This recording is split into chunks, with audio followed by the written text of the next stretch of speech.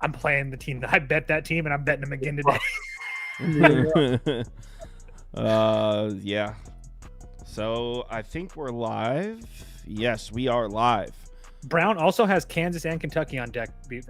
Andy, just saying. Look ahead spot for Brown. Just saying. Oh, we need to win this now because we're about to get decked. Is Brown looking ahead to Kansas? That's like Could be. thing. What's up, everybody? Happy Tuesday to you all. Hope you had a nice Monday night. Got my under. Crazy ending. Crazy ending, but it did stay under 49.5. You'll love to see it. What was the side? What was Bengals minus what? It was 6 or 5.5. So everybody, the world got paid too. Yeah, I would imagine Cincinnati was probably the heavy public side. I guess, but I mean, it opened up at 6. It got bet down to 4.5. But yeah, it stayed under 49.5. That's all I cared about. Yeah, so we're going to go through 5 or 6 college basketball games here. Obviously, this week's a little slow, the NBA Cup, and then it's a lighter NBA schedule. College football regular season's over, so we don't have a ton to talk about the next few days. But we're going to start out with, why did you choose this game, Andy? 16.5 Trinity points? Classic. Whatever. You guys betting this?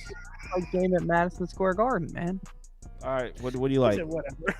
Go ahead, Andy. Personally, I like Miami. I think it's a high number for a neutral site game. Tennessee, I know Toast is going to bring it up. Tennessee has Illinois on deck. That's a much bigger game. And this Miami team, I know the numbers say they can't necessarily shoot. At least their 3-point percentage, they're in like the 180s or something of that nature. 164. But they're getting a lot of work done inside, which usually isn't what they want to do. But they're doing a pretty good job inside. The thing about Tennessee is they're a defensive specialist team. They're more of a team you look in low scoring games playing defense. They're not necessarily doing that this year. It's pretty clear that when you can get inside on them, you can at least put up points. That's something Syracuse doesn't necessarily want to do. Syracuse even put up 70. So without JJ Starling as well. Yeah, without their best player. So I think you can put up points on them. So I think at this point I'm at 16.5. If I think Miami's going to put up 75, which I probably think in a neutral site game. Oh, you're on Miami? Yeah, I'm on Miami. I put the wrong graphic up. You're on Miami? Okay. If I think that if they're going to put up 70 to 75, do I think Tennessee's going to score 90? Probably not. So I think Miami they're not going to keep it close. I think they're still going to lose by double digits, but 16.5, 17 is crazy. So Miami. I myself played the over. I agree with Miami.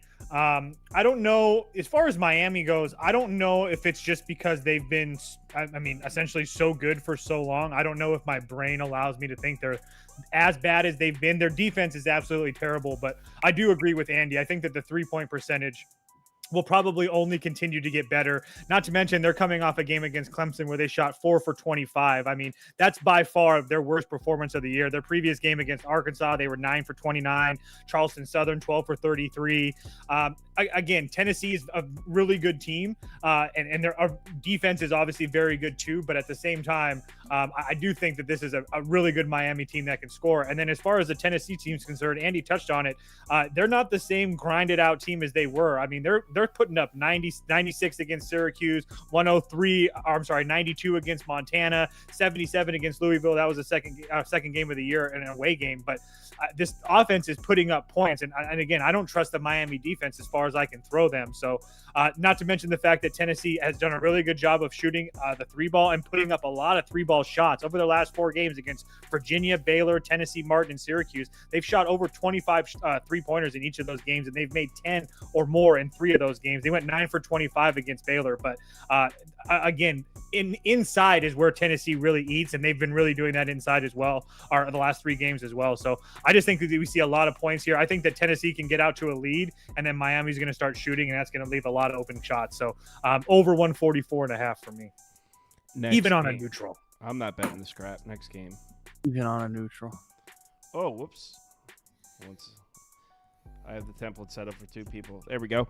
Penn State, Rutgers. Penn State let you down last. Oh, no. Penn State beat you, Toast. They didn't just beat us. They threw us in the floor, smacked the us. Shit out of you. Rutgers short favorites. Is this in the rack, Toast? Is this Jersey Mike's? Yep. The Jersey It's Mikes? the rack, Andy. Don't ever call it Jersey Mikes. I mean, it is called Jersey Mikes, though. I know. I was there with you. That's right. That was a good time.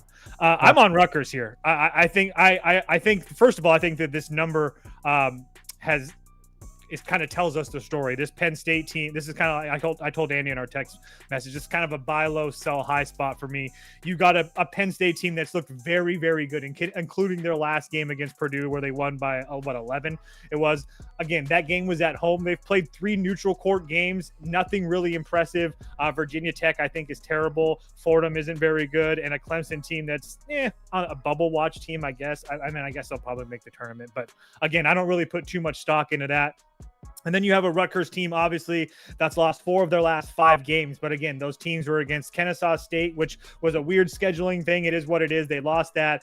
They had a really good win against Notre Dame in their tournament. They lost to Alabama by 5. They played a close game against Texas A&M, and then they got an Ohio State team.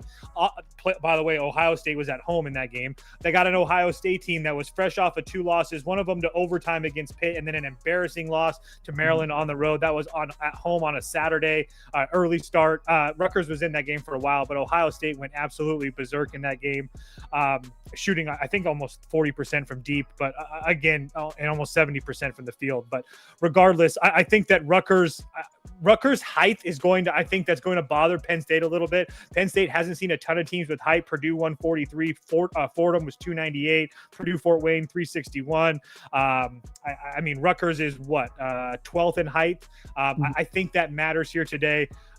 Again, I just think that Rutgers at home and with a defense that's continuing to play better and an offense that I think that's continuing to get better as well. I think that Ace Bailey, after missing the first couple games, is finally starting to find his way.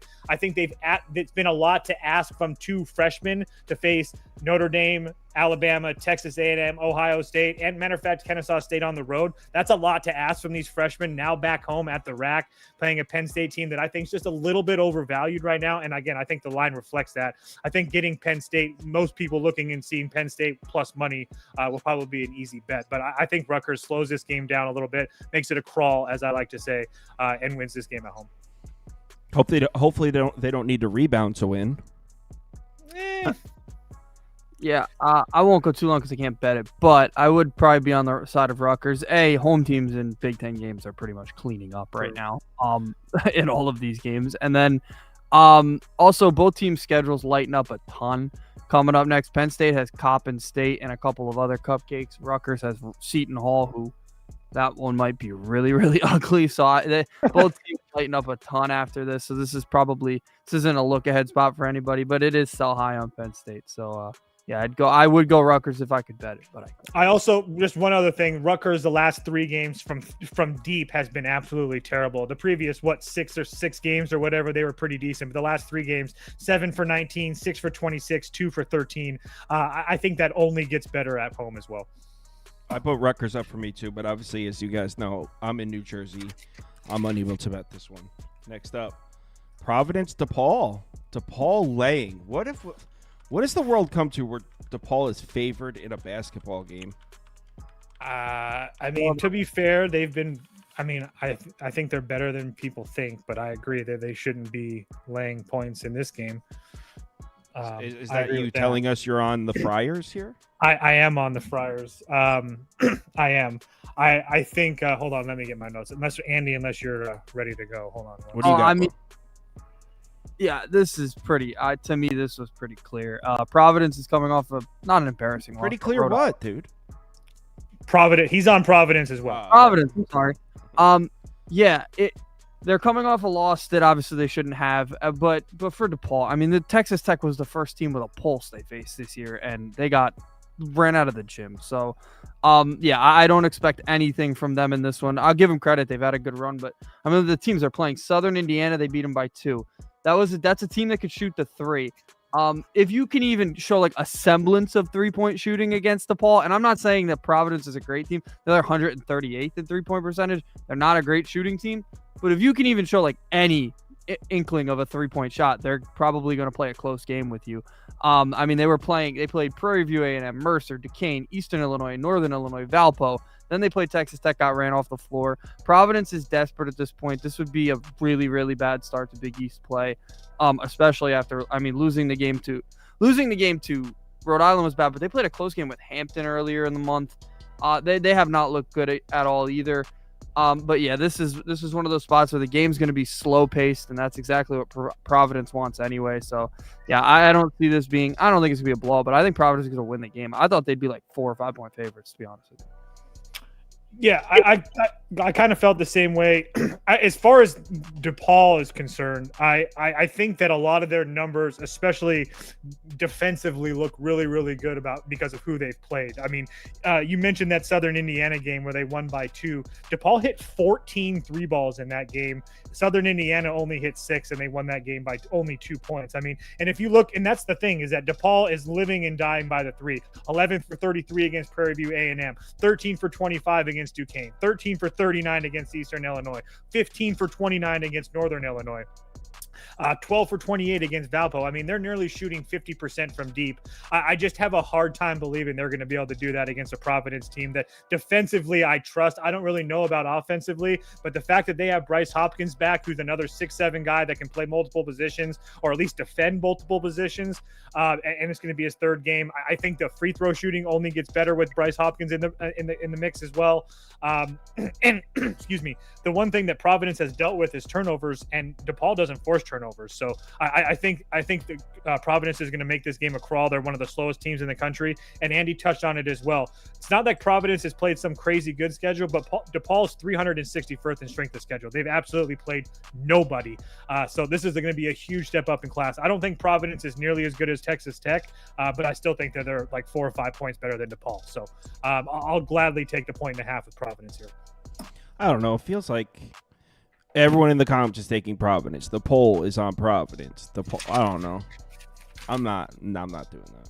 I will say, anybody, if you see DePaul laying to another Big East team, that's automatically going to be a red flag to you. So I could have sworn I remember you guys talk about how Providence looks like shit this year. They did. I mean, no, there's no doubt. I'm not acting as if this is because Providence looks like some world beater. They've not. They've looked very bad to start the season, but I think they're desperate and they're a really good defensive team. That's something that DePaul hasn't faced yet. Not to mention the fact that they got now that I think Bryce Hopkins being back is really, really big for them. I mean, I think if they have a healthy Bryce Hopkins against Oklahoma, I think they probably win that game, and then they kind of look like a different team with the win over a top 50 team in Oklahoma. So, and the Indiana game, I'm pretty sure was Bryce Hopkins' first game back. I don't even know he didn't even play against Indiana. So he's only played against BYU and Rhode Island. So I only think they're going to get better from there. They won by a lot in that BYU game. BYU's best player scored 10 points all off free throws. He didn't make a single field goal from them. Yeah. And I want to take back what I said because there are a few people in the comments that are taking DePaul. Paid is on DePaul. He said Providence is shit. Too legit. I can't argue that. He says Too Legit says he thinks DePaul at home feels a little safer. None Like Me says I'll be different. Give me DePaul with the name None Like Me. He's playing the part. There you go. Got a kid. Now I heard you guys talking before I clicked the go live button. You guys are both on the Hogs here, right? Yeah. And Andy, go first. Mine's kind of shocker. Andy takes the SEC team. I know, that's why I said that. Yeah, what a shock. Yeah, I was surprised by the number, for being honest. I will give Michigan credit. They've had a pretty good start to the year. They look like they're really good. But Arkansas, they just make shots. I mean, it doesn't matter where they are. They make shots. They can make shots from 3, but they really want to get inside, and they can do that. Michigan has not faced a team that is this good inside yet this year. I'm just pulling up their opponent tracker. I mean, if you look at it, Iowa, they're the best 2-point shooting team that they've faced this year. Iowa only lost that game by 2. They put up 83 points. That's not going to work against the John Calipari coach team. They're going to score. If you let them get inside, they're going to score. I mean, some of the games where we're giving them credit for their wins, like Virginia Tech, they're not a very good team. Xavier, we know they're not a very good team. Wisconsin, they look fine, but they're more of a 3-point shooting, more balanced. They're not like Arkansas only wants to get inside and score, and it works. So Yeah, I don't think that this is a spot where Michigan covers this number. I will say Michigan played a game at MSG last year where I thought the exact same thing against St. John's. I thought there's no way this team's going to do anything. They're not going to look good in this game. And they wiped St. John's off the floor, but this is a much different game. Arkansas is a much better team than St. John's was last year. Michigan's also way different than they were last year. So they'd have some familiarity with the floor, but I don't really see this being necessarily a game where Michigan covers his numbers. So I think Arkansas probably wins it, to be honest with you, but I would just take the 4. I just took the money line. Yeah, I agree with Andy. I think Arkansas can win this game.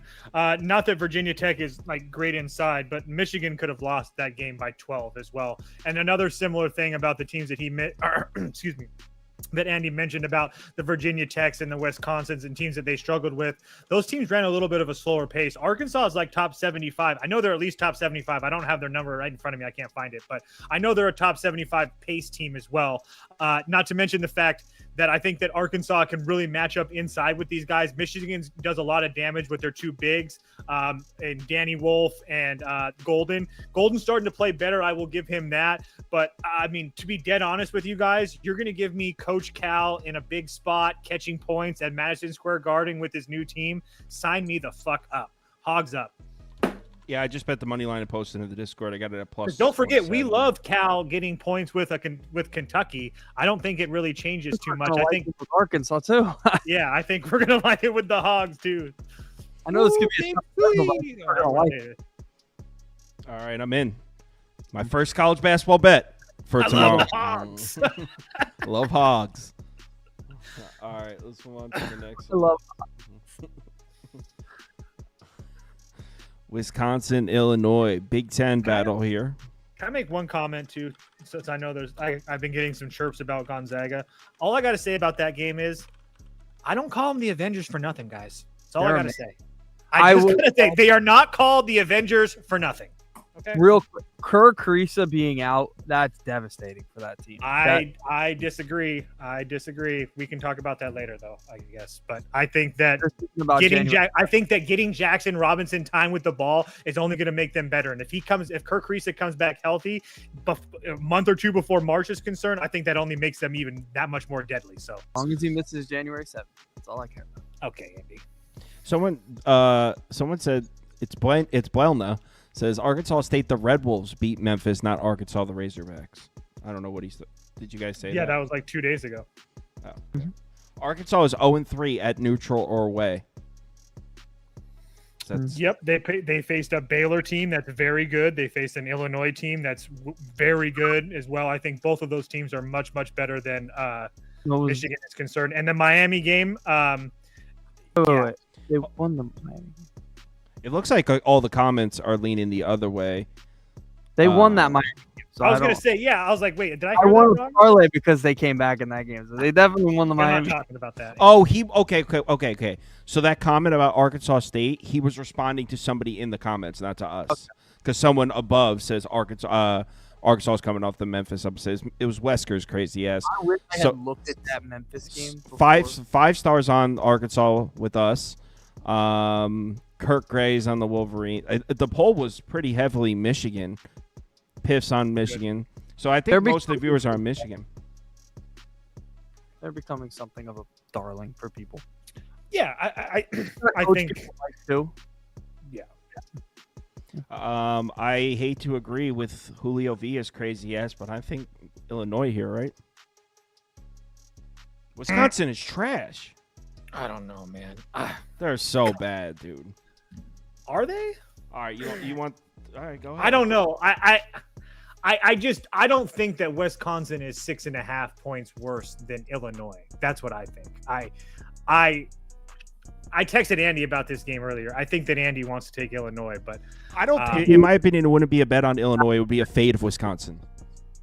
A fade of Wisconsin. I mean, I get that, but they just faced. I mean, their only two losses are. I mean, they obviously beat a somewhat decent Arizona team. I think that win doesn't look as good as it did 2 weeks ago with Arizona, but they faced they killed Arizona. I mean, they faced a pretty good UCF team, or somewhat decent. They beat Pittsburgh, who obviously Pittsburgh is a really good team. And then they lost to a really good Michigan team at home, which, I mean, it is what it is. They lost that game by 3. And then they went on the road to Marquette, and Marquette got kind of hot in the second half, and it is what it is. So I don't really know. I guess for me, it's more of Illinois and what have they done, because Illinois has stepped up in competition, 3 times this year, and they've lost 2 out of 3, including a game to Northwestern. They got blown out essentially by Alabama, and the only win that they had was against Arkansas, and they played obviously really good in that game, and that game was on a neutral. So you would think that at home maybe they play much better, but I don't see how they're 6.5 points better than Wisconsin. So not to mention the fact that neither one of these teams is a super fast-paced team. Neither team's going to turn the ball over a ton. Neither team forces a lot of turnovers. And if this game is even somewhat close in the last 10 minutes of the game, Wisconsin is the best free throw shooting team in the country. Illinois can't shoot free throws to save their fucking life. This number just doesn't make any sense to me. So unless it's just straight up Big Ten home teams, and that's why this number is what it is, or I'm just way off on Wisconsin. But I made this game 4. There's no way that they're 6.5 points better than Wisconsin. Well, according to the comments, the home court advantage is significant here. And I agree. Let me find it. I have to scroll up. Piff is saying Wisconsin hasn't beaten Illinois here since 2019. I care about Illinois hasn't played anybody at home yet to make me worry. Little Rock, Eastern Illinois. None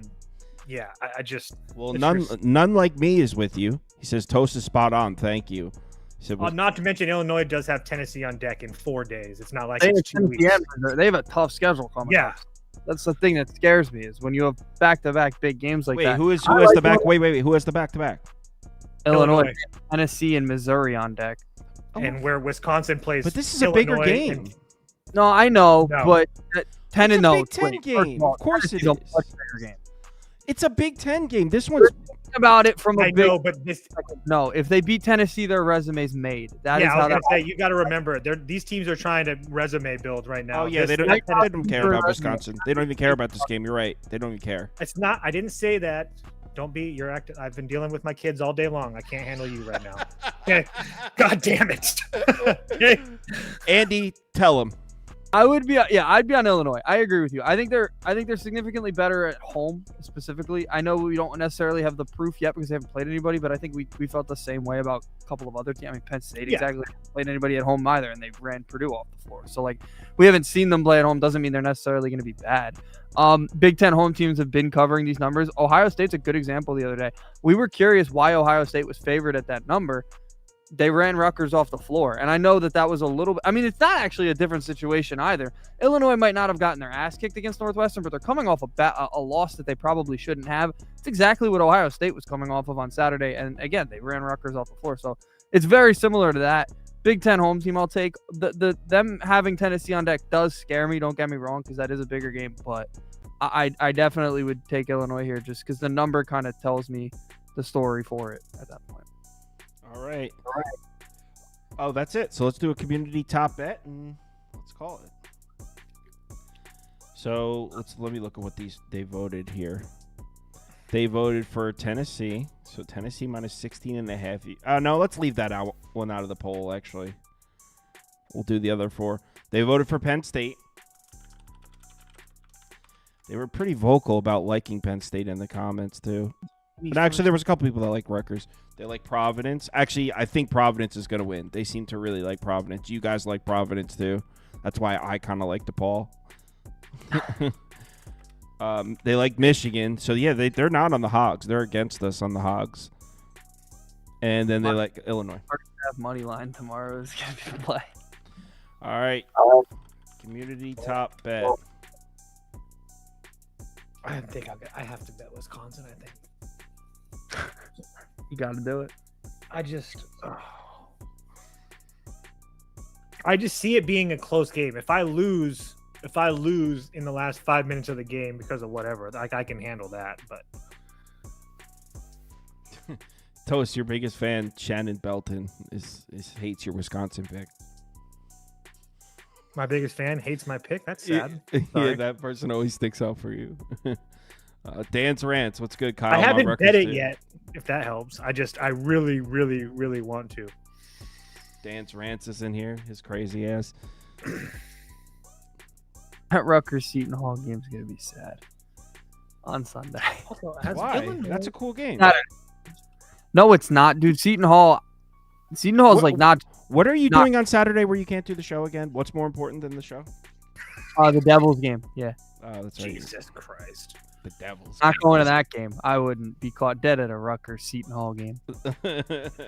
Not with the way the SEC's playing. Me and my SEC bias, I can't be showing up to other conferences games. All right, it's our. You know what? Our viewership, they like this Penn State basketball team because I remember they liked Penn State in the last one when you guys were Purdue. There was a couple people really hyping up Penn State. Penn State dominated the poll, and they just voted Penn State as the community top bet. So this is the community loves Penn State.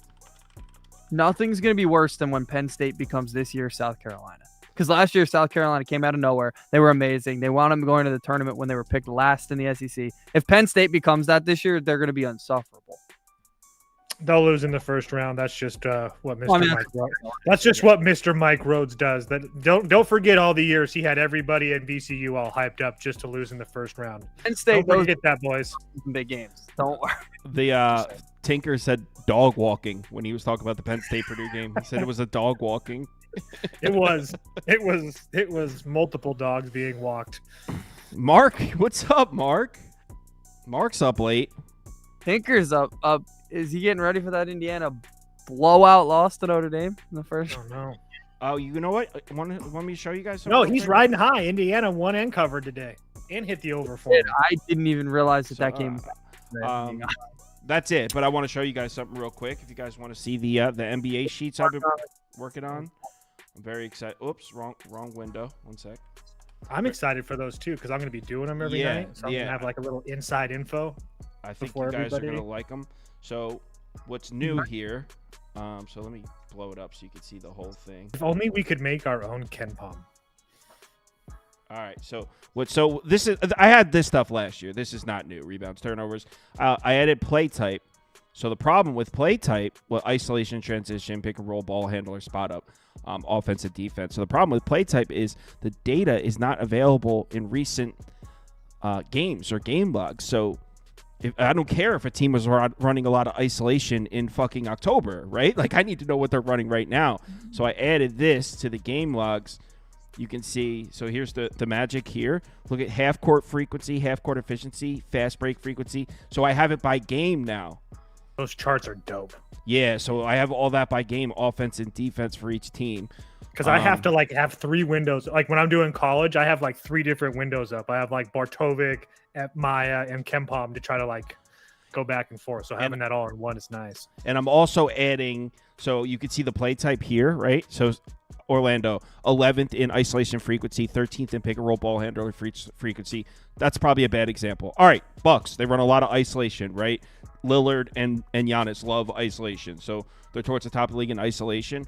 What it'll do is it'll show there'll be another chart that has the players that shows their efficiency out of each of those play sets. So if Orlando runs a lot of pick and rolls and you look and you're like, the Bucks defense is bad against pick and rolls, you can look and see which Orlando players have the best efficiency out of the pick and roll. So that's what I'm doing on this slow week. Very similar to tonight when we were on the show today. You're talking about T. Higgins versus the short concepts or whatever it was, because he was like the best Bengals receiver in short yardage with Burrow or whatever. Yeah. That didn't work out. That all went to Chase. Yeah, well. But yeah, something like that. But all right, cool. I'm going to get back to work on the NBA stuff. Congrats to who won the league? It was Chia, I think, won it, right? Was it? So Chia? Helms is a liar? Helms is a liar, dude. Jesus Christ. Helms was like, I won the league, and everyone congratulated him. And then Then he went to bed. Someone was like, no, you didn't win. You didn't even win. I think it was Chia that won. So I think we're going to take a week off from the league, by the way, because there's just not that much action this week. And then next week, so we might just take a week off. I'll look at it. But everyone, thanks for watching. See you all tomorrow, same time, 4 p.m. It'll be a light live show. It'll be 2 NBA games and then college basketball. Maybe they'll find a couple other games to add. But yeah, it'll be we're pretty light week until we get into Thursday, Friday when NBA's back. So don't be afraid to leave a couple games in the comments too if you guys want us to Yeah. like maybe touch on those. That always helps too. Yeah, they definitely be down to talk about whatever. Just we can't schedule a crazy ass game if no one wants to. Let them know. There's a bunch to choose from. So.